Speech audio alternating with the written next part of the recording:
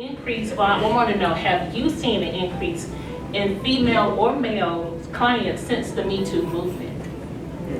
But I see a lot of emotional abuse prior to the physical. And so I feel like that is a prep to that. So it starts off with, you know, tone, coarse language, and things like that. So I have a lot of people who come into my office who are realizing that they are in an abusive situation, but it's not physically abusive.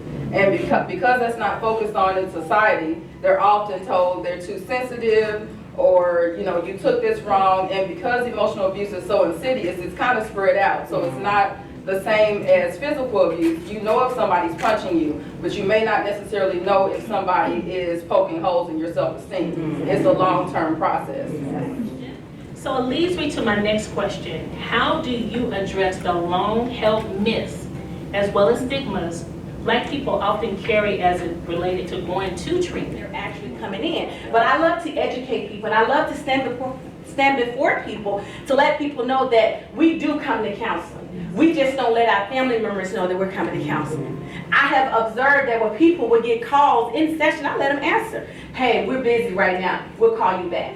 Because they do not want their families to know that they are receiving services because of the stigma that's attached to it. Because in most Black families, what we do, we pray about everything. We don't go to counseling because God is going to fix it. And I always tell people, yes, God will fix it.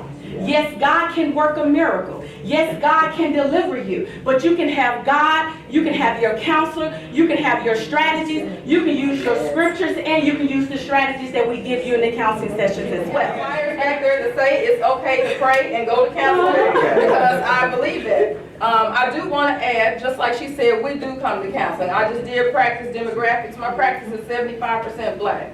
So don't let people tell you we don't go. I think sometimes we just don't go to other people because we don't feel comfortable.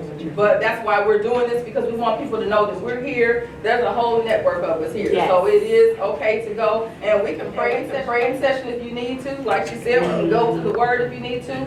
But faith without works is dead. So we can pray and. Just like I told you all before, raise your hand if you want to participate. Do you have a primary care physician? Raise your hand. You go to the doctor once a year. Do you go to the dentist twice a year like you're supposed to?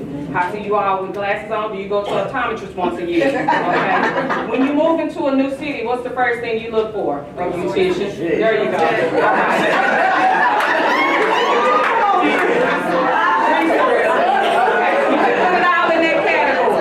But you look for those things because you have made them a priority. Why is your hair more of a priority than your brain? Why are your teeth more of a priority than your brain? Why is it that those things are more of a priority than how you think, you feel, and you behave? I told them, the only reason they're not coming is because we're not there. They need to know that we're out here.